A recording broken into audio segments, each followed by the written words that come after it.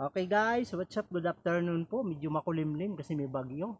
Meron po akong ipaparinig na kanta sa inyo. Ito, nakagawa na naman po ako ng isang kanta. Ayan. Okay, pakinggan po ninyo.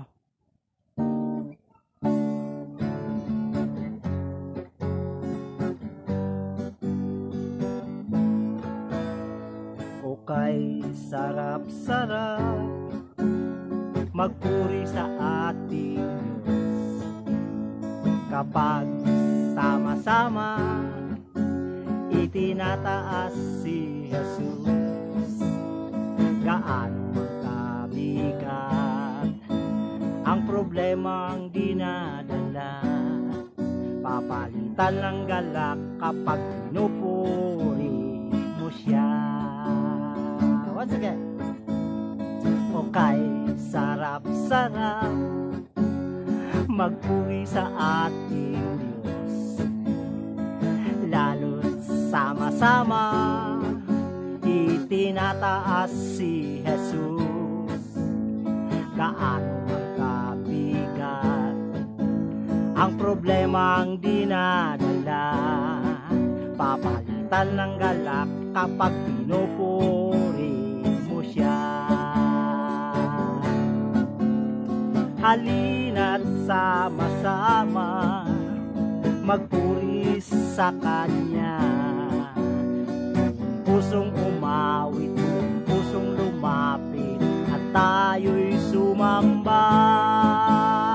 Halina't sama-sama itaas ang ngalan niya, papalitan ng galak ang kalungkutang nadarama.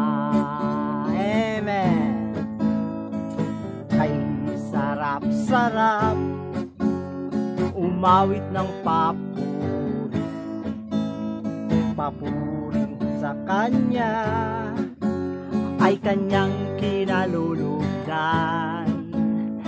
Mga awiting makasanlibutan ay hindi niya kailangan. Ang nais niya ay siya lang ang dapat na papurihan. Yes! Halina't sama-sama magpuri sa Kanya, buong pusong umawit, pusong lumapit, tayo'y sumamba. Halina't sama-sama itaas ang ngalan niya, papalitan ng galak ang kalungkutang nadarama, papalitan ng galak ang kalungkutang nadarama.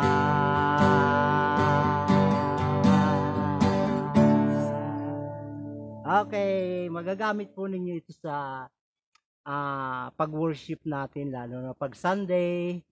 So, yun po. Shout out nga pala sa mga anak ko na nasa ibang bansa. Mga anak, isa lang anak ko doon. Okay, sa mga apo yun. Shout out kay Paul Christian. Salamat Paul, at ngayon natagpuan mo kahit sa YouTube, mapapanood mong yung tatay. 30 years tayong hindi nagkita, at sana magkita tayong muli. Maliit ka pang bata noon, 1 year old, hindi kita nakita, pero purihin ng Diyos, walang imposible sa Panginoon.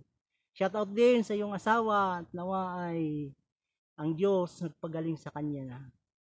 Diabetic ang asawa mo. So, support ko lang sa inyo, anak, ay prayer. At